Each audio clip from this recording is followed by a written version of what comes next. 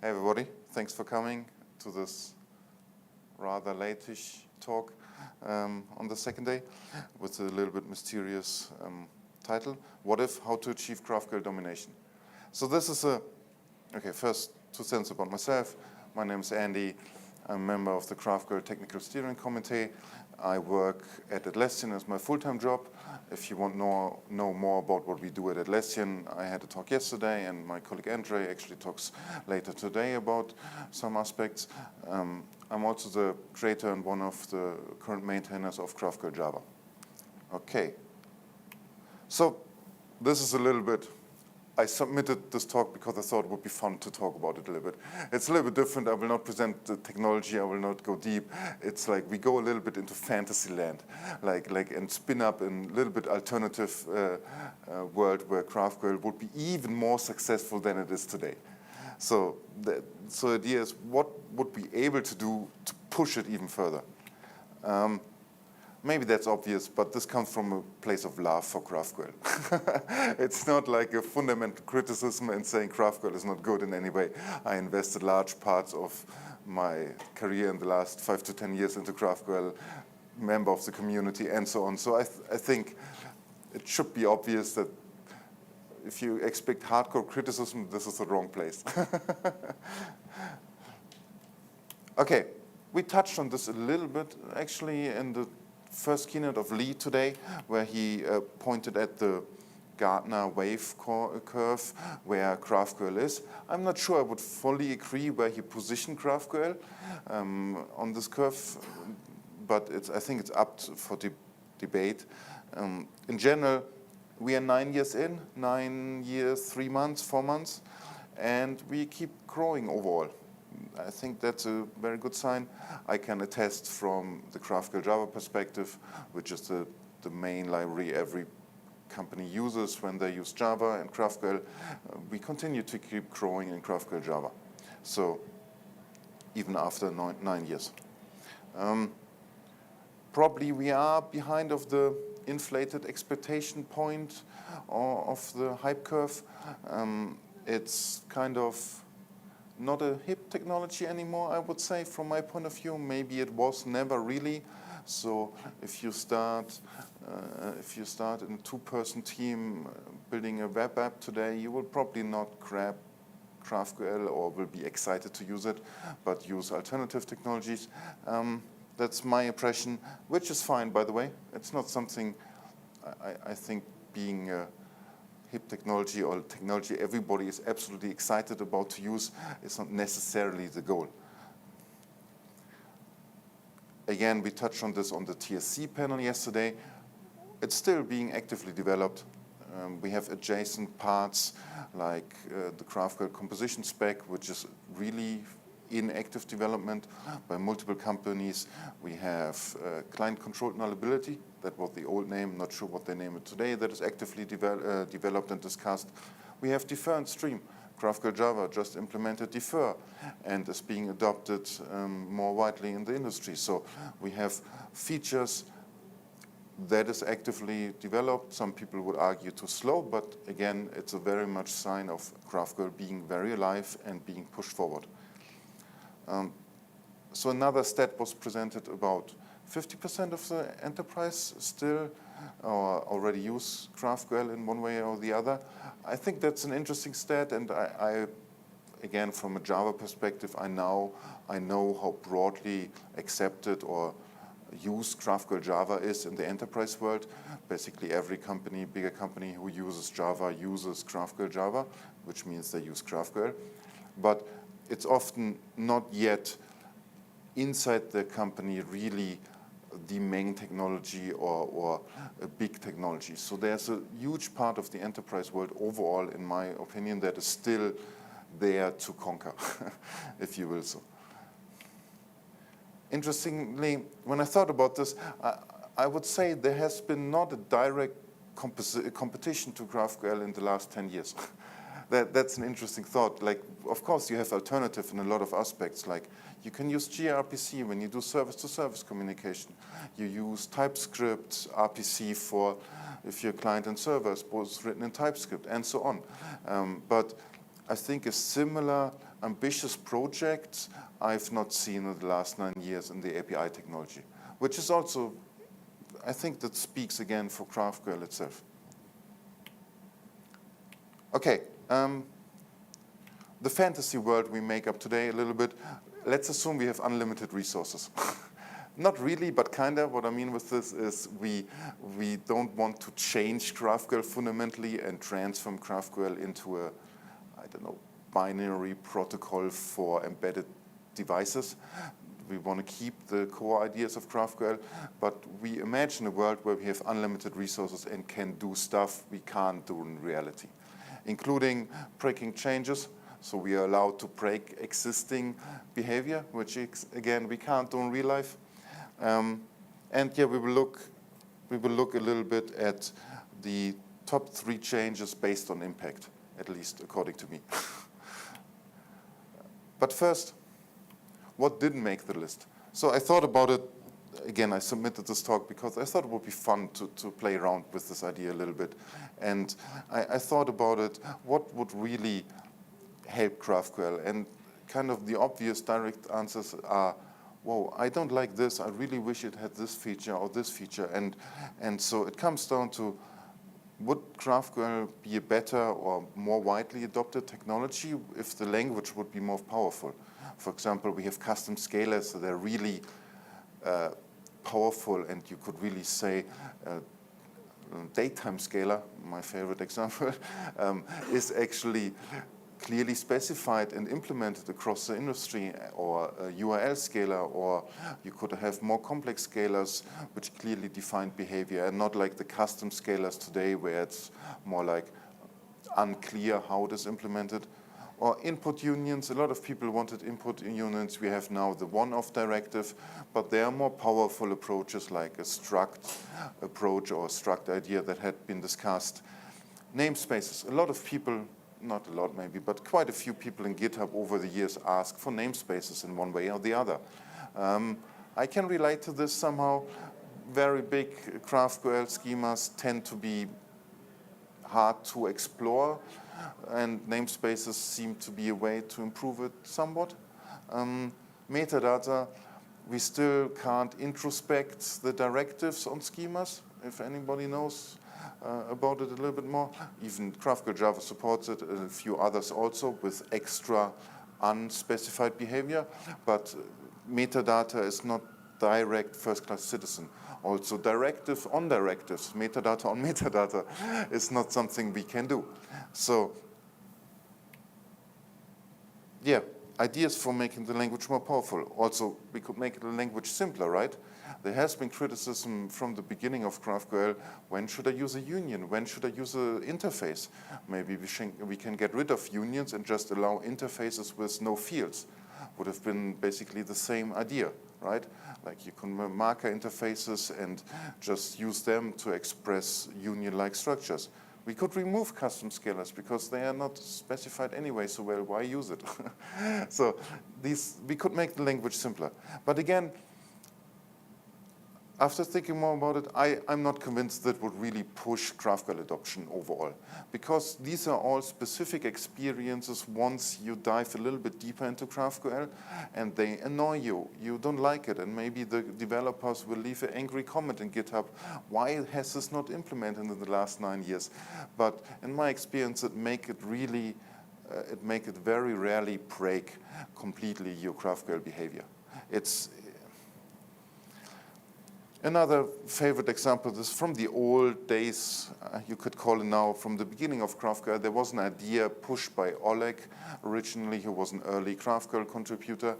He had the idea of automated spec tests. So we have a lot of cross-industry implementations of GraphQL, which are not clearly testable if they align to the spec. So Yuri showed yesterday, for example, a great tool how you can test different federation implementations, how they are compatible to Apollo Federation. This would be awesome to have for the actual GraphQL spec, right? It would be nice to see if GraphQL.NET and Chili Cream and GraphQL Java, GraphQL JS, if they all align to the spec. I would love it personally from an implementation point of view, but again, the experience has shown that the implementations are good enough, honestly. Like, they don't get all the details maybe right, and maybe your custom scalar coercing in implementation Y is not as accurate as it should be, but these are edge cases and they rarely make your experience break. Last thing that didn't make the list, when the foundation started, a lot of people were like interested in, oh wow, there's GraphQL.js, there's data loader.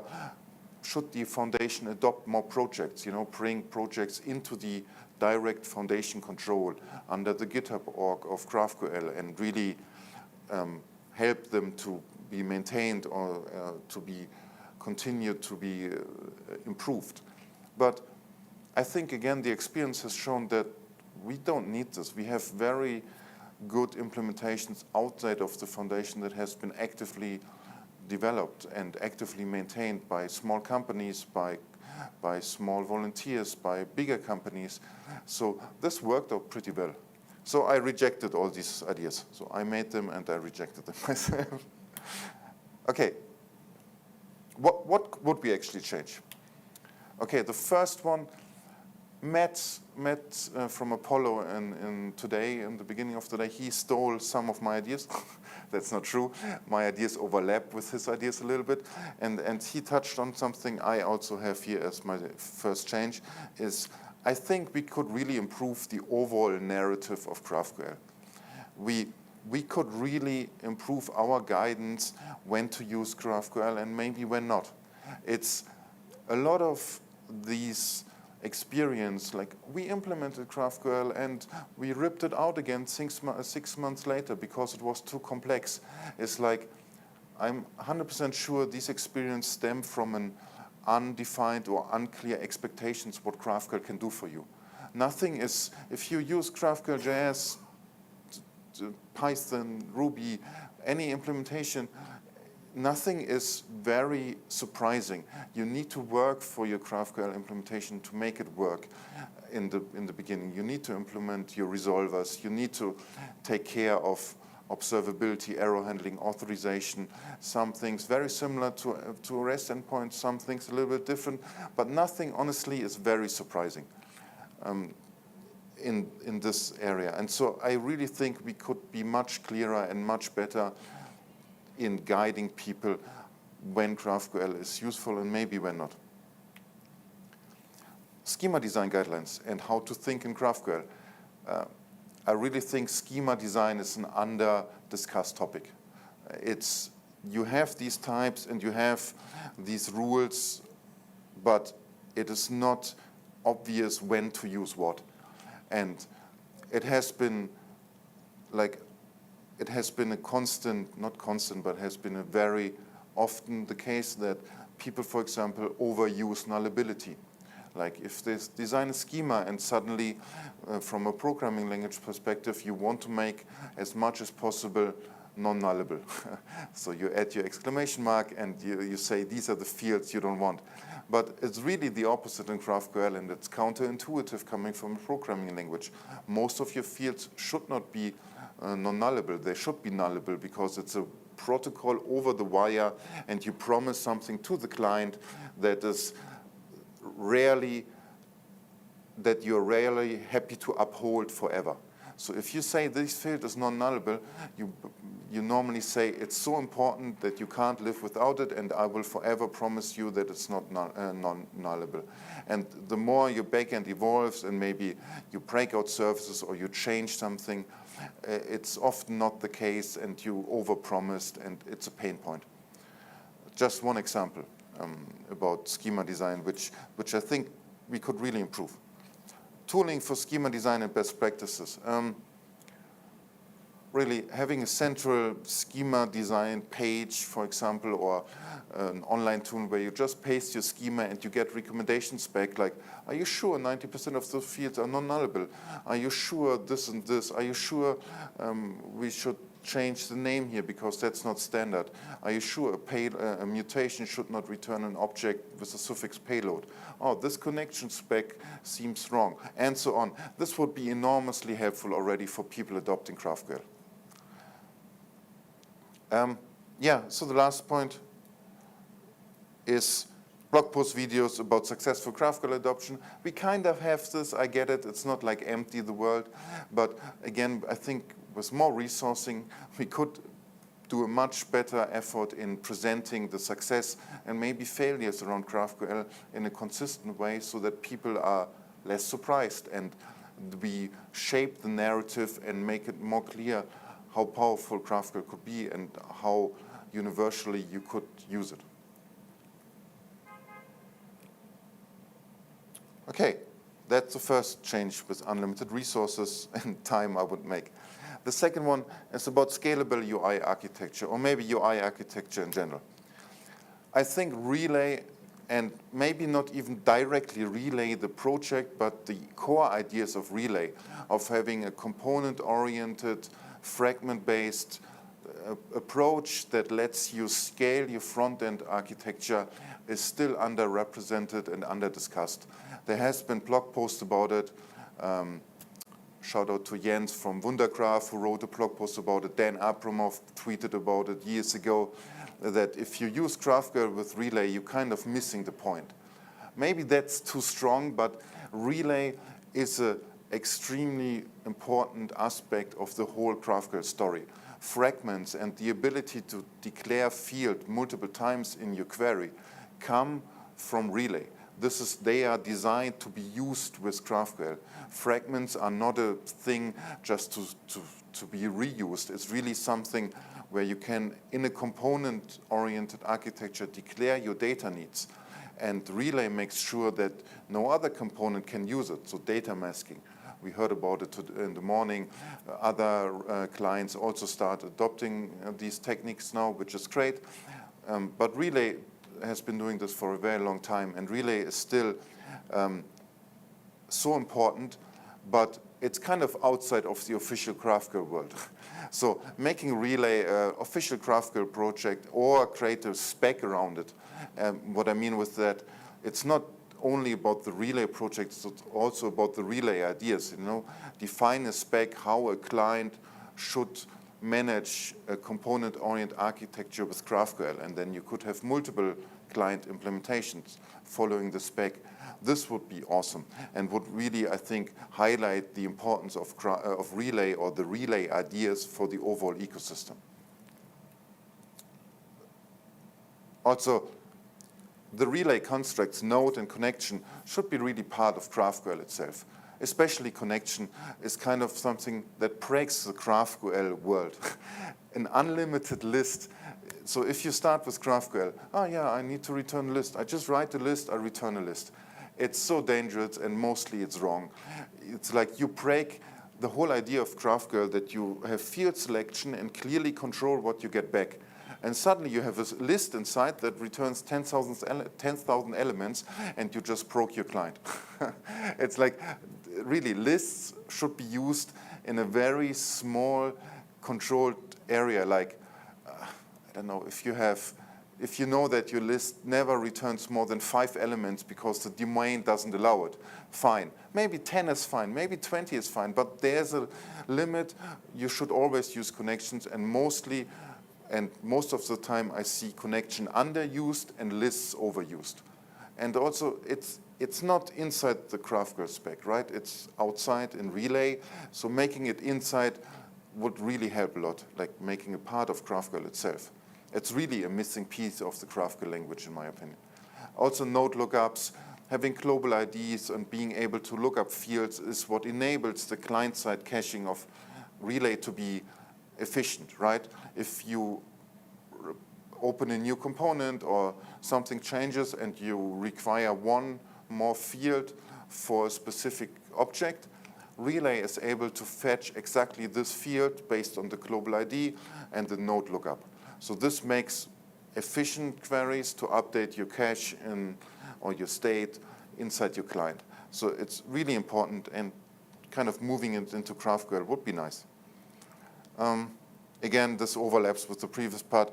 There's a client-side driven schema approach to it, and also backend implementations are not always straightforward for Relay, right? like a connection is a cursor-based pagination, but sometimes you have offset-based pagination. So you need to work. It's not impossible, but it has been solved thousands of times, but it will continue to be solved or rediscovered if we don't improve our overall guideline and maybe help the backends also to implement Relay specs better. Yeah, that's about Relay. Sorry about that. Why? As a reminder, again, this is not a criticism of the awesome work that the Relay team does, or like the GraphQL Foundation. We're living in a fantasy world where we could spend resources to improve stuff, okay? Okay, the last big change is really, again, we saw it in the morning already, a little bit touched on, and I can fully agree with it, is HGP. I think the misalignment from GraphQL with HGP is one of the biggest hurdles of GraphQL adoption still today. It's the number one argument I hear against public GraphQL for APIs, for example, or I hear against service-to-service GraphQL, or I hear against implementing a new GraphQL API is really, whoa, how does observability work? What about caching? What about logging? What about security? What about, I just want to use my curl command to send something in there in 2 milliseconds and not write a GraphQL query that I need to put into my body somehow and then write a post. Or I don't want to deal with 200 responses and return errors or return errors inside the body.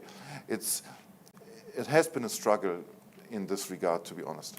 So this is a little bit hand-wavy, I understand, and we can't go into all details, but really aligning GraphQL with HGP as much as possible would be my number one breaking change I would try to do if I could go back. And of course, create a spec for it. That's like the other thing. In practice, it's not such a big problem, but again, for adoption, it's often discussed, and it would help the ecosystem more flourish. And we saw the word standardization coming up in the morning also. Having a clear GraphQL or over HGP spec from the beginning with a lot of alignment of GraphQL and HGP would have helped a lot, I think. And we still don't have a fully GraphQL over HGP spec that is like officially published. There's been awesome work by people, don't get me wrong, they are all volunteers, put a lot of effort in, but after 9 years, not still having an official spec that specifies how GraphQL over HTTP works is not great. Yeah, we have a lot of HTTP features that should work as much as possible with GraphQL, honestly. Rate limiting, caching, observability especially, again, error handling. Don't return 200 for errors. Use the standard HTTP error codes and get rid of multiple errors per response. I know this makes the language less powerful. You know, you can't have errors and data, but really, I would be happy to have a little bit less powerful GraphQL, but then use all the existing HTTP observability and tooling world that we have out there out of the box.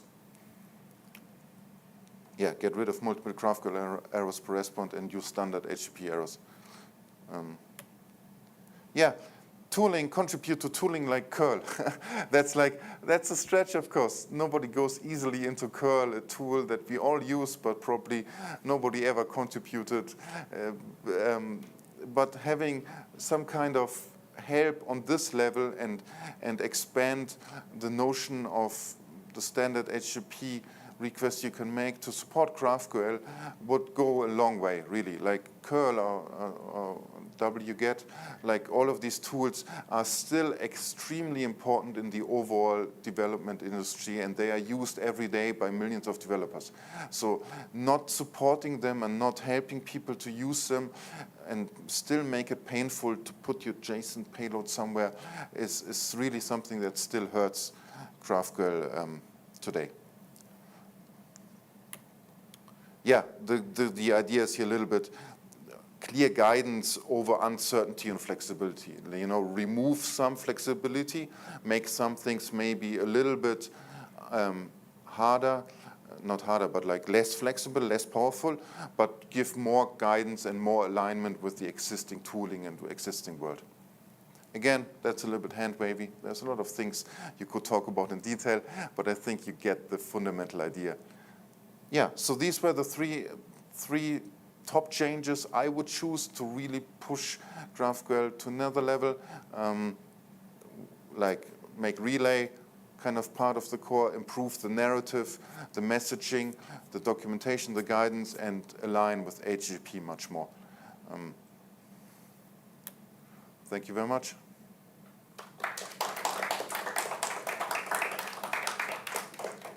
We have more than enough time. Yeah, Rami?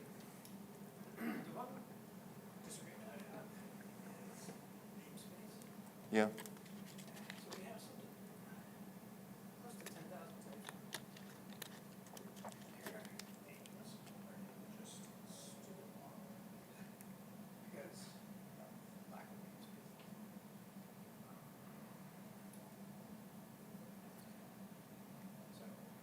You would love to have namespaces. It's not just about that.